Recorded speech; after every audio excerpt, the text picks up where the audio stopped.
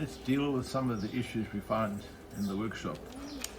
This keyless chuck is stuck, so let's fix it.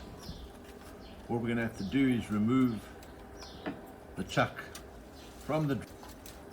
You will see on some YouTube videos there's a screw inside there that's a hexagonal screw. You can remove it and remove the entire chuck. I'm not going to do that. I'm going to do it the lazy do-it-yourself way to unlock this.